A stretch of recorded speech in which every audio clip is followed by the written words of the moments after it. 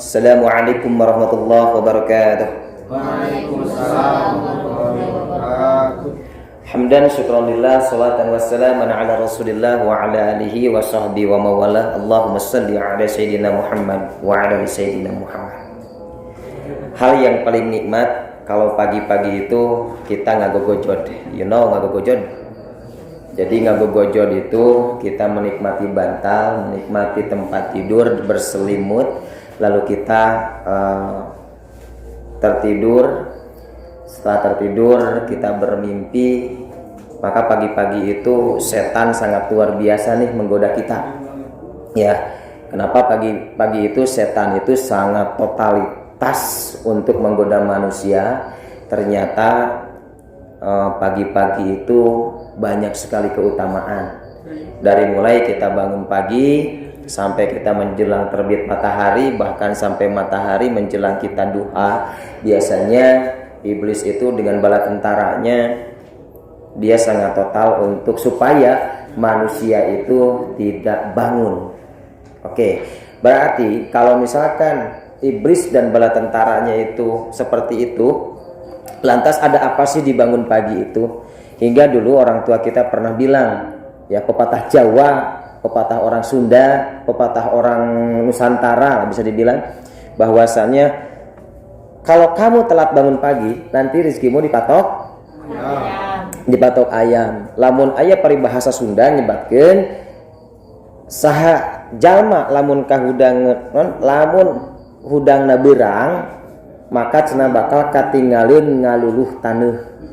Ya, aya bahasa Sunda, katinggalin ngaluluh taneuh. Kan biasanya yang paling nikmat itu selepas kita melaksanakan sholat subuh jamaah, lalu kita datang untuk mengambil selimut lalu kasur sambil nyonyo handphone, ces browsing, mukaan status batur, lep bobo.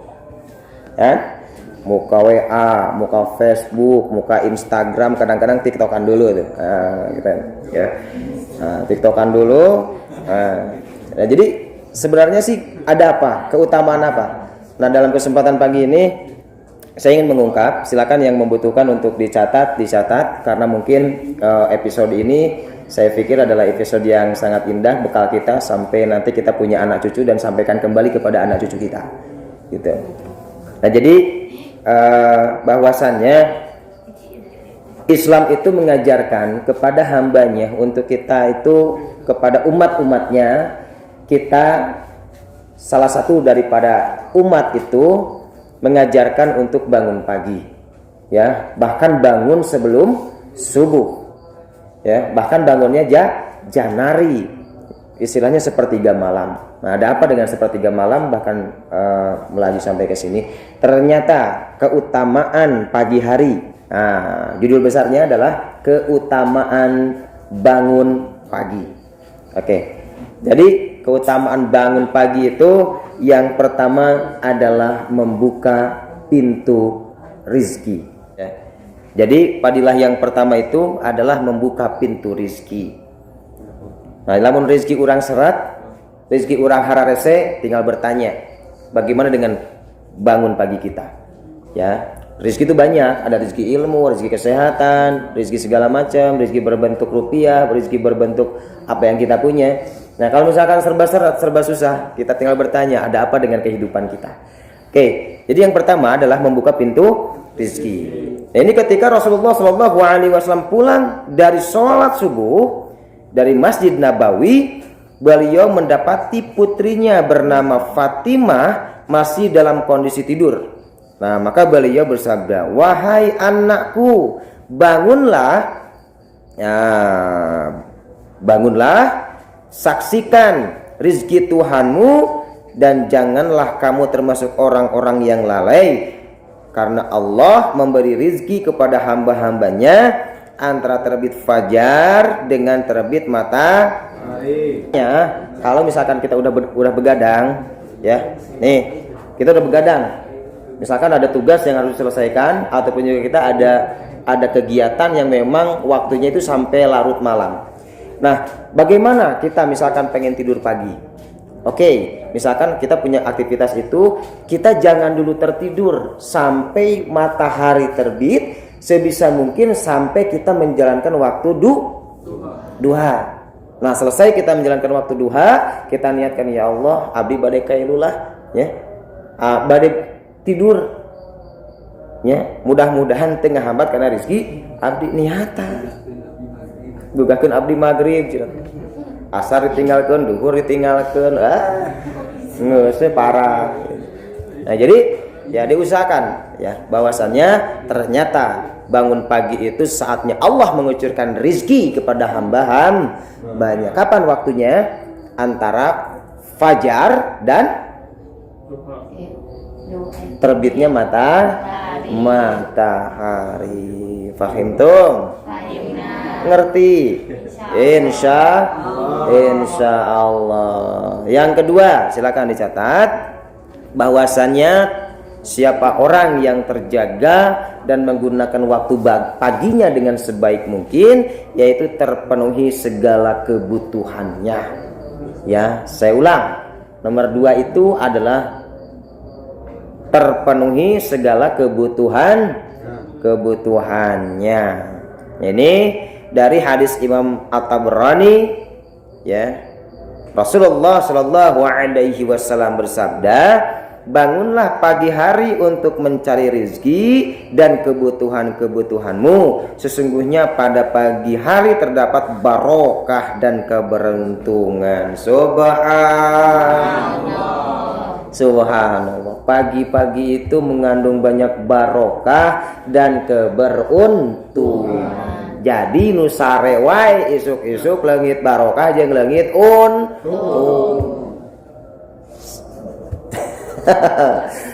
Nah, gitu. Jadi sayang waktu pagi kita sia-siakan dengan gogoledagan, dengan tidur-tiduran. Mending kita misalkan kalau ruangan kotor kita bersihkan. Carilah aktivitas pagi. Ini gimana nih setting ruangan, ya, daripada kita mengambil selimut lalu kita membangun mimpi-mimpi kita dalam tidur kita. Lebih baik ini kotor nih, lapin. Pokoknya cari aja aktivitas pagi. Ya, cari aja aktivitas pagi daripada kita misalkan sambil dengerin ceramah, sambil dengerin handphone ditarikan, orang bebersih, beberes gitu. Ya. Oke, selanjutnya ya, yang nomor 3 bahwasannya siapa orang yang terjaga ataupun juga bangun di waktu pagi, maka didoakan oleh malaikat. Ya, nomor 3 itu didoakan oleh malaikat. Nabi Shallallahu Alaihi Wasallam bersabda, dan para malaikat malam dan malaikat siang berkumpul pada sholat fajar ataupun juga sholat subuh. Rasulullah Shallallahu Alaihi Wasallam bersabda, tiap menjelang pagi hari 2 malaikat turun.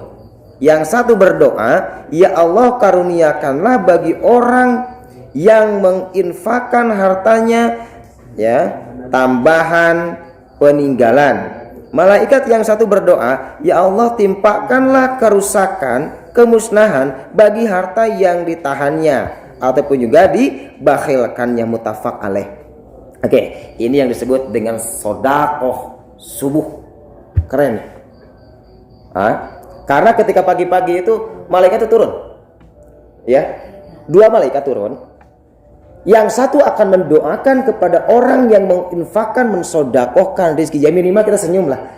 Daripada misalkan kita nih, waduh sayang. Apabila malaikat mendoakan kita atas kefakiran kita ataupun juga kemusnahan kita. Minimal kita sodakoh apa kek gitu. Salah satu sodakoh kita membangunkan sahabat kita. Wih bangun.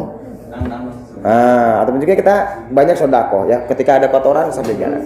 Nah ini, jadi 2 malaikat itu turun. Yang satu akan mendoakan kepada orang yang menginfakkan, mensodakohkan sebagian daripada hartanya, bisa ya, banyak sodakoh yang harus kita sampaikan, yang kita berikan. Nah, ternyata subhanallah, ya Allah karuniakan bagi orang yang menginfakkan hartanya tambahan peninggalan. Artinya siapa orang yang mendawamkan sodakoh pagi, ya, maka dia akan ditambahkan. Nah, malaikat yang satu berdoa lagi, ya Allah timpakanlah ya kerusakan, kesusahan bagi mereka yang ditahannya. Nah, jadi keren. Pagi-pagi kalau misalkan kita punya 1000, siapin kita niat dulu aja. Ya, niat dulu saja. Ya Allah, nanti saya ketika mau berangkat ke bawah ataupun juga ini saya sudah siapin untuk bersodakoh kepada sahabat-sahabat saya. Ya minimal udah punya niat lah pagi-pagi. Misalkan aja boga 1000 perak. Ya Allah, abdi niat rek sodakoh engkrek meuli kurupuk rek dahar bebarengan jeung babaturan. Dibubukeun kurupukna teh jadi loba gitu. Minimal niat dulu. Maka ketika orang sudah niat, insya Allah rizkinya sudah sodakoh. Jadi gini, nih dengerin. Ya anak-anakku, para santriwan santriwati, para jamaah subuh sekalian, gini, kalau kita punya niat pengen ibadah haji ataupun juga niat umroh, kita niat ini dalam hati kita tuh, ya Allah, abdi hoyong umroh, abdi hoyong ibadah haji, menang sodakoh tuh? Enggak, karena itu hanya untuk diri pribadi. Niat mah tong kagok kan spirit of Sulaiman teh, spirit Sulaiman lah gitu. Jadi ketika kita punya spirit Sulaiman mengatakan bahwasannya, ya Allah, abdi hayang ibadah haji, oge abdi hayang ngangkatkeun indung bapa abdi ibadah haji. Udah punya niat sedekah belum? Sudah. Ya kan? Ya enggak? Ya enggak? Ya. Sifa, kamu mau umroh. Niatnya ya Allah abdi bade umroh, abdi hoyong umroh, ulah kitu niatna. Ya Allah abdi hoyong umroh, oge abdi hoyong ngaumrohkeun emak jeung bapak abdi, dulur-dulur abdi jeung guru-guru abdi. Niatnya sudah sedekah belum? Sudah. Nah, jadi kita jangan egois kalau doa tuh, ya Allah limpahkanlah kepadaku rizki. Jangan itu. Maksudnya jangan itu aja. Tapi ya Allah limpahkanlah rizki kepadaku, kepada sahabat-sahabatku, kepada keluargaku. Cek malaikat teh amin, amin, amin, amin, amin, subhanallah. Kan gitu. Ya. Ketika kita mendoakan orang, ya, malaikat di belakang kita pun mendoakan kita, dan engkau juga. Misalkan Mang Paang ngadoa, ya Allah beungharkeun Mang Husni, beungharkeun Mang Ajay, tanpa sadar malaikat mendoakan amin, dan engkau juga. Sering-sering mendoakan orang lain. Ya Allah beungharkeun Padayu, Pak Isa, Pak Sakura, rengan doanya, Pak Robi, Pak Arya, Pak Ijul, Bu Susi. Wah, doa kita itu mendoakan sahabat kaum muslimin wal muslim. Cek malaikat, dan engkau juga, dan engkau juga, dan engkau juga. Belajar berbagi doa, ulah sok pedit sora, ulah sok egois. Nah gitu. Nah, makanya kita jangan berdoa mendoakan mencak-mencak, mendoakan kejelekan orang. Ya Allah sing burut si eta jelema. Cek malaikat maneh ge sing burut, dibalikeun. Ya Allah mudah-mudahan dia kena azabmu, ya Allah kena azabmu, ya Allah. Cek malaikat, dan engkau juga, dan engkau juga. Daya kurang menang ku azab. Ulah sok ngadoakeun batu dibere azab. Sabab lamun azab turun, urangnya bakal ya Allah kasih dia dibere lini. Imah urang kan milu hancur. Ada sok. Bener, ya Allah misalkan teh mohon dia teh tara salat ku Gusti Allah teh dibere hujan badak jeung angin-angina. Imah urang kan beunang oge. Jelas. Doakan yang lain itu yang bagus-bagus. Ya Allah berikanlah ia hidayah.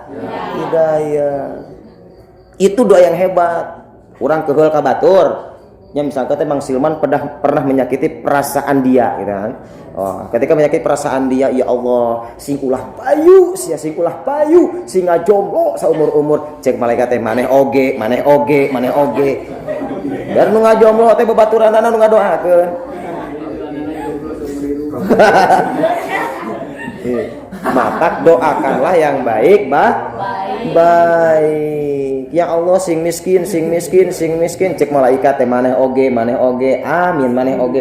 Der miskin seumur-umur. Maka doakanlah yang terbaik kepada sahabat dan tetangga kita, teman-teman kita. Paham? Ya Allah, sing titajong, sing ketihan sukuna, jadi urang titajong. Cek malaikat teh maneh oge sing titajong. Amin. Dua anak titajong sukuna. Paham ya? Oke, kita melanjut ke nomor berapa? Nomor 4, bahwasannya ya siapa orang yang mendapatkan keberkahan di waktu pagi itu adalah yang nomor 4 itu mendapatkan ampunan dari Allah Subhanahu wa taala. Nih Rasulullah Shallallahu alaihi wasallam bersabda, siapa saja yang memasuki pagi hari ia tidak berniat menzolimi seseorang, maka diampuni baginya terhadap segala dosa. Dan siapa saja yang memasuki pagi hari berniat menolong orang yang teraniaya dan memenuhi keperluan orang Islam, maka baginya pahala seperti pahala haji mabrur. Subhanallah. Keren nih. Jadi pagi-pagi itu biasanya kalau kita lagi kesal sama seseorang, kita lagi tersep ka batur, hudang sareta langsung ingat ka manehanana. Ku aing panggih hingket dirangket karungan taleumkeun misalkan dina laut.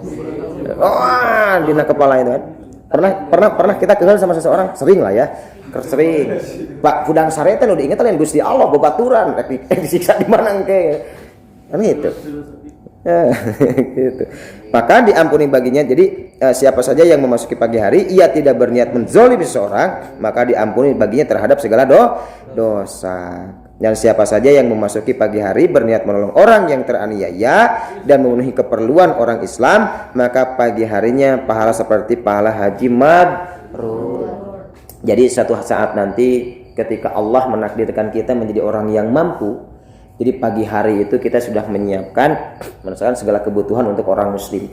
Dikhawatirkan ada sahabat muslim kita, sahabat kita yang muslim ataupun non muslim dia belum makan. Nah makanya hati-hati nih sahabat-sahabatku ataupun juga para jamaah subuh, anak-anakku sekalian, kalau kita makan di pinggir jalan diusahakan kita untuk bersembunyi, karena dikhawatirkan ada orang yang lapar lalu melihat kita sedang makan lahap dan nikmat. Manehna teh naon istilahna teh? Naon istilahna teh? Lamun kabita teh kapilaraan. Dosa teh. Nah, makanya diusahakan kalau misalkan kita makan, mau di resto, mau di mana, ya diusahakan untuk bersembunyi. Dikhawatirkan ada orang yang lapar melihat kita, kapilaraan. Gitu. Nah, sebisa mungkin kalau kita jadi orang mampu, setiap pagi itu sudah mempersiapkan untuk keperluan di antara orang-orang muslim. Babagi isuk-isuk teh, kurang geus nyayur daging. Makanya ya kalau mau makan tuh bikin sayur biar banyak air. Bawa misalnya ya, urang teh masak hiji hayam direcah tah sigla leutik lobakeun caina. Wah, urang bagikeun cai minimal bukurna urang ge karasaan gitu. Ulah mir caina hungkul. Ieu cai sayur kanggo akang maneka binabin. Ya. Nah, makanya insyaallah nih amalan orang-orang kaya itu kayak gitu. Ya, amalan orang-orang yang hatinya kaya, dia selalu ingin berbagi dengan yang lain. Oke. Satu lagi aja, besok dilanjut untuk episodenya. Tapi satu lagi, yang nomor 5 adalah jauh daripada sifat malas. Jadi siapa orang yang bangun di pagi hari itu jauh daripada sifat malas. Nih, Rasulullah Shallallahu alaihi wasallam bersabda, setan membuat 3 ikatan di tengkuk leher bagian belakang. Jadi dia berartinya nalikeun dirinya teh salah seorang dari kalian ketika tidur. Di setiap ikatan setan akan mengatakan malam masih panjang, tidurlah, gitu kan. Nah, jika ia bangun lalu berzikir pada Allah, lepaslah 1 ikatan. Kemudian jika ia berwudu, lepas lagi 1 ikatan. Kemudian jika dia ya mengerjakan sholat, lepaslah ikatan yang terakhir. Di pagi hari dia akan bersemangat dan bergembira. Dan jika tidak melakukan seperti ini, dia ya tidak ceria dan menjadi males. Nah, kan biasa kita males lamun urang geus hudang geus tidur pagi haroream segala haroream. Makanya cek kolot urang mah ngawaris karena fakir gitu. Gitu. Haroream we sok cobian geura tidur misalkan urang ba'da subuh ya percis beres salat lalu kita tertidur. Haro ningali jam kagok tidur kene, tidur di itu kebanyakan jadi harorea. Maka diusahakan apabila misalkan kita terkantuk-kantuk, nunggu dulu matahari terbit, sholat isyraq dulu. Oke, nunggu setek waktu oke lah, kita istirahat. Nah, mudah-mudahan kajian pagi ini membawa inspirasi kita untuk bangun pagi, meniatkan kepada Allah, kepada diri pribadi, ya Allah, aku berkomitmen untuk selalu bangun pagi. Ya, mudah-mudahan ada manfaat dan juga barokahnya. Alhamdulillahirabbil alamin. Assalamualaikum warahmatullahi wabarakatuh.